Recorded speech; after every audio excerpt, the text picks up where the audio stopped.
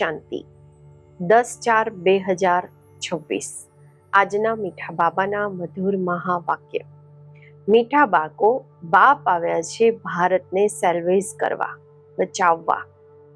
તમે બાળકો આ સમયે બાપના મદદગાર બનો છો. ભારત જ પ્રાચીન ખંડ છે.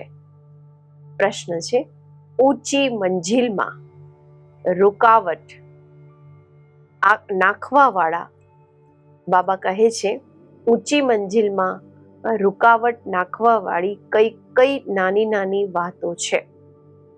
ઉત્તર છે, જો જરાય પણ કોઈ શોખ છે, અનાસક્ત વૃત્તિ નથી, સારું પહેરવું, ખાવું, બુદ્ધિ એમાં ભટકતી રહે છે, તો આ વાતો ઊંચી મંજિલ પર પહોંચવામાં અટક એટલે કે રૂકાવટ નાખે છે.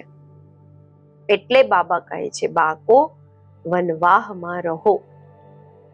તમારે તો બધું જ ભૂલવાનું છે. આ શરીર પણ યાદ ન રહે.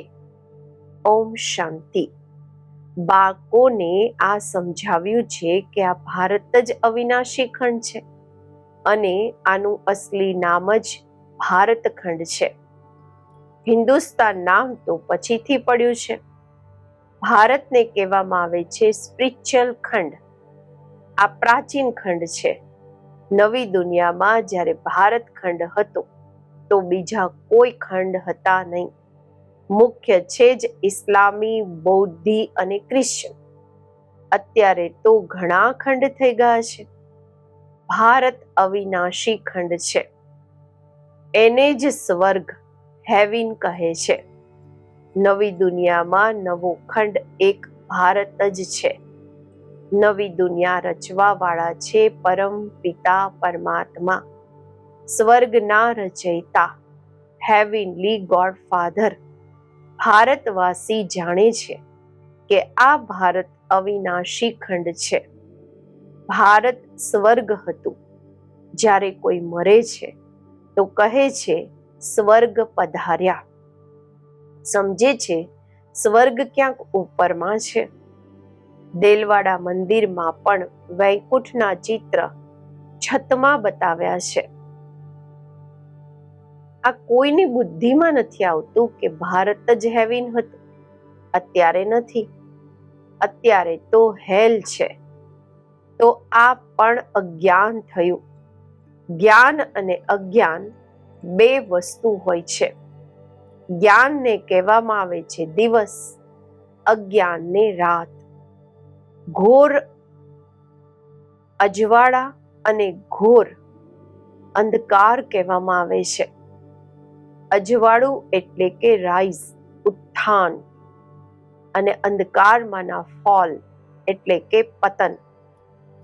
મનુષ્ય સૂર્યનો ફોલ જોવા માટે, એનું પતન એટલે કે ડૂબતો જોવા માટે સનસેટ પર જાય છે. અત્યારે એ તો છે હદની વાતો. એના માટે કહેવામાં આવે છે બ્રહ્માનો દિવસ, બ્રહ્માની રાત. હવે બ્રહ્મા તો છે પ્રજાપિતા, તો જરૂર પ્રજાના પિતા થયા. જ્ઞાન અંજન સતગુરુ દિયા, અજ્ઞાન અંધેર વિનાશ. આ વાત તો દુનિયામાં કોઈ પણ નથી સમજતા. આ છે નવી દુનિયાના માટે નવી નોલેજ. હેવિનના માટે હેવિનલી ગોડ ફાધરની નોલેજ જોઈએ. ગાય પણ છે ફાધર ઇઝ નોલેજફુલ. ભગવાન બાપ જ્ઞાનના સાગર છે, તો ટીચર થઈ ગયા. ફાધરને કહેવામાં જ આવે છે પતિત પાવન. બીજા કોઈને પતિત પાવન નથી કહી શકતા. શ્રી કૃષ્ણને પણ નથી કહી શકતા. ફાધર તો બધાના એક જ છે. શ્રી કૃષ્ણ તો બધાના ફાધર છે. ફાધર છે નહીં. શ્રી બાબા બધાના ફાધર છે. શ્રી કૃષ્ણને બધાના ફાધર નહીં કહીશું. ફાધર તો બધાના એક જ છે. શ્રી કૃષ્ણ બધાના ફાધર નથી. એ તો જ્યારે મોટા થાય, લગ્ન કરે, ત્યારે એક બે બાળકોના બાપ બનશે. રાધા કૃષ્ણને પ્રિન્સ પ્રિન્સેસ કહેવામાં આવે છે.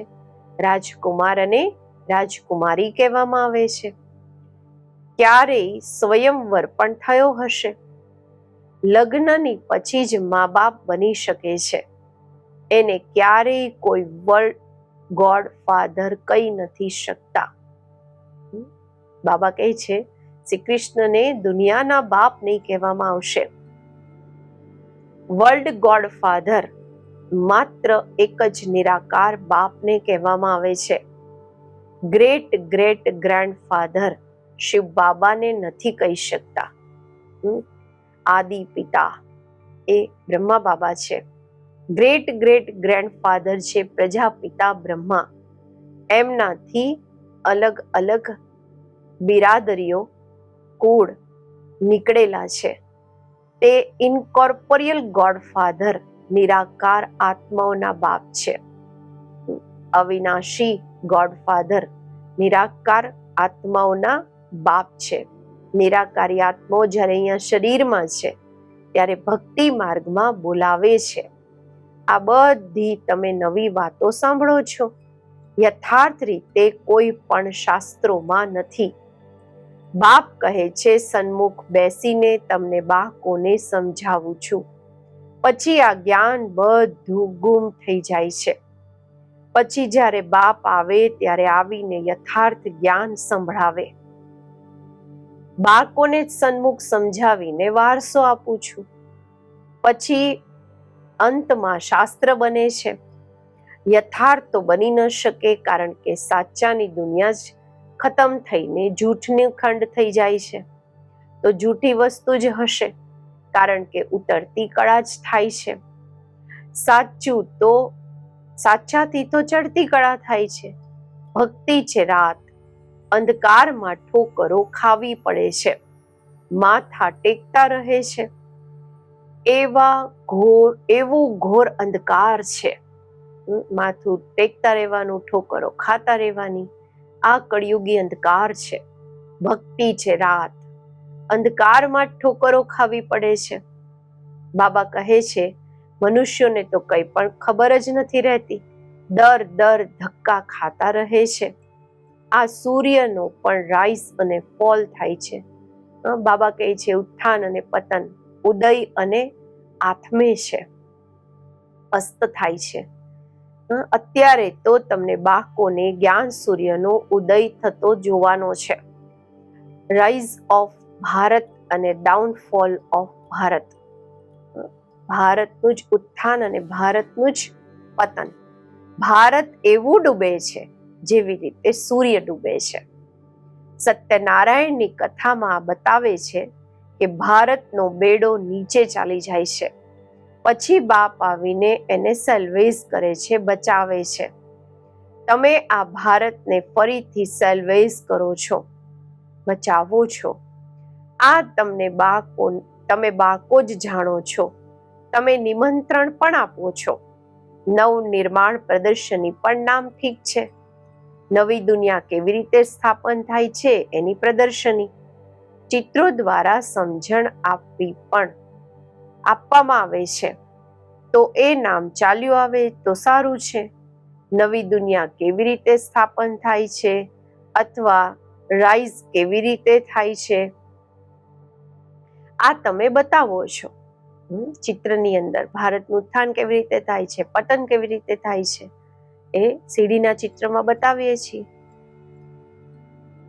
જરૂર જૂની દુનિયા ફોલ થાય છે ત્યારે બતાવે છે કે રાઈઝ કેવી રીતે થાય છે.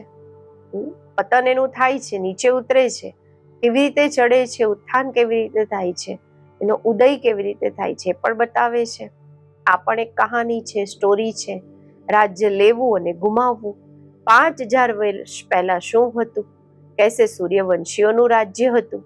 પછી ચંદ્રવંશી રાજ્ય સ્થાપન થયું. એ તો એકબીજાથી રાજ્ય લે છે, બતાવે છે ફલાણાથી રાજ્ય લીધું. એ કોઈ સીડી નથી સમજતા. આ તો બાપ સમજાવે છે કે તમે ગોલ્ડન એજથી સિલ્વર એજમાં ગયા, સીડી ઉતરતા આવ્યા. આ 84 જન્મોની સીડી છે. સીડી ઉતરવાની હોય છે, પછી ચડવાની પણ હોય છે. ડાઉનફોલનો પણ રહસ્ય સમજાવવાનું હોય છે. ભારતનો ડાઉનફોલ કેટલો સમય, પતન કેટલો સમય અને રાઇઝ કેટલો સમય, એટલે કે ઉત્થાન કેટલો સમય. ફોલ એન્ડ રાઇઝ ઓફ ભારતવાસી. ભારતવાસી જ ઉતરે છે અને ચડે છે, તો પડે પણ છે અને ચડે પણ છે, પતન પણ થાય છે અને ઉત્થાન પણ થાય છે. વિચાર સાગર મંથન કરવાનું હોય છે. મનુષ્યોને ટેમ્પટેશનમાં કેવી રીતે લાવીએ, આકર્ષિત કેવી રીતે કરીએ, લાલચ શું આપીએ, અને પછી નિમંત્રણ પણ આપવાનું છે. ભાઈઓ બહેનો, આવીને સમજો. બાપની મહિમા તો પહેલા બતાવવાની છે. શિવ બાબાની મહિમાનું એક બોર્ડ હોવું જોઈએ. પતિત પાવન જ્ઞાનના સાગર, પવિત્રતા સુખ શાંતિના સાગર, સંપત્તિના સાગર, સર્વના સદગતિ દાતા, જગત પિતા, જગત શિક્ષક, જગત ગુરુ શિવ બાબાથી આવીને પોતાના સૂર્યવંશી ચંદ્રવંશી વારસો લો, તો મનુષ્યોને બાપની ખબર પડે. બાપની અને શ્રી કૃષ્ણની મહિમા અલગ અલગ છે. આ તમારા બાળકોની બુદ્ધિમાં બેસેલું છે. સર્વિસેબલ બાળકો જે છે તે આખો દિવસ રાત દોડા દોડી કરતા રહે છે. પોતાની લૌકિક સર્વિસથી પણ સર્વિસ હોવા છતાં પણ છુટ્ટી લઈને, રજા લઈને સર્વિસમાં લાગી જાય છે. આ છે જ ઈશ્વરીય ગવર્મેન્ટ. ખાસ બાળકીઓ જો એવી સર્વિસમાં લાગી જાય તો ખૂબ નામ કાઢી શકે છે. સર્વિસેબલ બાળકોની પાલના તો સારી રીતે થતી જ રહે છે, કારણ કે શિવ બાબાનો ભંડારો ભરપૂર છે. જે ભંડારાથી ખાધું તે ભંડારો ભરપૂર, કાળ કંટક દૂર. તમે છો શિવવંશી. તે રચતા છે, તે રચના છે. બાબુલ નામ ખૂબ મીઠું છે. શિવ બાબા સાજન પણ તો છે ને. શિવ બાબાની મહિમા જ અલગ છે. નિરાકાર અક્ષર લખવાથી સમજે છે કે એના કોઈ આકાર નથી. બિલવેડ મોસ્ટ શિવ બાબા છે. સૌથી મીઠા શિવ બાબા છે. પરમ પ્રિય તો લખવાનું જ છે. આ સમયે લડાઈનું મેદાન એનું પણ છે તો તમારું પણ છે. શિવ શક્તિઓ નોન વાયોલેન્સ ગાવામાં આવે છે, પરંતુ ચિત્રોમાં દેવીઓને પણ હથિયાર આપી હિંસા બતાવી દીધી છે. વાસ્તવમાં તમે યોગ અથવા યાદના બળથી વિશ્વની બાદશાહી લો છો. હથિયારો એટલે કે શસ્ત્રો વગેરેની વાત જ નથી. ગંગાનો પ્રભાવ ખૂબ છે. અનેકોને સાક્ષાત્કાર પણ થશે. ભક્તિ માર્ગમાં સમજે છે કે ગંગા જળ મળે ત્યારે ઉદ્ધાર થાય. એટલે ગુપ્ત ગંગા કહેતા રહે છે. કહે છે બાણ માર્યું અને ગંગા નીકળી. ગૌમુખથી પણ ગંગા બતાવે છે. ગૌમુખમાં પણ ગંગા બતાવે છે. તમે પૂછશો તો કહેશે કે ગુપ્ત ગંગા નીકળી રહી છે. ત્રિવેણી પર પણ સરસ્વતીને ગુપ્ત બતાવી છે. મનુષ્યોને તો ઘણી વાતો બનાવી દીધી છે. અહીંયા તો એક જ વાત છે, માત્ર અલફ બસ. અલ્લાહ આવીને બહિષ્ટ સ્થાપન કરે છે. ખુદા હેવિન સ્થાપન કરે છે. ઈશ્વર સ્વર્ગ સ્થાપન કરે છે. વાસ્તવમાં ઈશ્વર તો એક છે. આ તો પોતાની પોતપોતાની ભાષામાં અલગ અલગ નામ રાખી દીધા છે, પરંતુ આ સમજે છે કે અલ્લાહથી જરૂર સ્વર્ગની બાદશાહી મળશે. અહીંયા તો બાપ કહે છે મન મના ભવ. બાપને યાદ કરવાથી વારસો જરૂર યાદ આવશે. રચતાની રચના છે જ સ્વર્ગ. શિવ બાબા રચયિતા, એની રચના છે સ્વર્ગ. એવું થોડી કહેશે કે રામે નર્ક રચ્યું. ભારતવાસીઓને આ ખબર જ નથી કે નિરાકાર રચતા કોણ છે, રચયિતા કોણ છે. તમે જાણો છો કે નર્કના રચયિતા રાવણ છે. જેને બાળે છે. રાવણ રાજ્યમાં ભક્તિ માર્ગની કલમ કેટલી મોટી છે. રાવણનું રૂપ પણ કેટલું ભયંકર બનાવ્યું છે. બોલે પણ છે કે રાવણ અમારો દુશ્મન છે. બાપે અર્થ સમજાવ્યો છે. વિસ્તાર મોટો છે તો રાવણનું શરીર પણ મોટું બનાવે છે. બાબા કહે છે શિવ બાબા તો બિંદી છે, પરંતુ ચિત્ર મોટું બનાવી દીધું છે. નહીં તો બિંદીની પૂજા કેવી રીતે થાય? પૂજારી તો બનવાનું છે ને. આત્માના માટે તો કહે છે ભ્રુકુટીની વચ્ચે ચમકે છે અજબ સિતારો. અને પછી કહે છે આત્મા સો પરમાત્મા. તો પછી 1000 સૂર્યથી વધારે તેજ કેવી રીતે હશે? આત્માનું વર્ણન તો કરે છે, પરંતુ સમજતા નથી. જો પરમાત્મા 1000 સૂર્યથી તેજ હોય તો દરેકમાં પ્રવેશ કેવી રીતે કરે? કેટલી અયથાર્થ વાતો છે જે સાંભળીને શું બની ગયા છે. કહે છે આત્મા સો પરમાત્મા, તો બાપનું રૂપ પણ એવું હશે ને, પરંતુ પૂજાના માટે મોટું બનાવ્યું છે. પથ્થરના કેટલા મોટા મોટા ચિત્ર બનાવે છે, જેમ કે ગુફામાં મોટા મોટા પાંડવ બતાવ્યા છે. જાણતા કંઈ પણ નથી. આ છે ભણવાનું.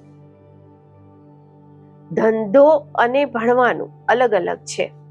બાબા પણ ભણાવે પણ છે અને ધંધો પણ શીખવે છે. બોર્ડમાં પણ પહેલા બાપની મહિમા હોવી જોઈએ.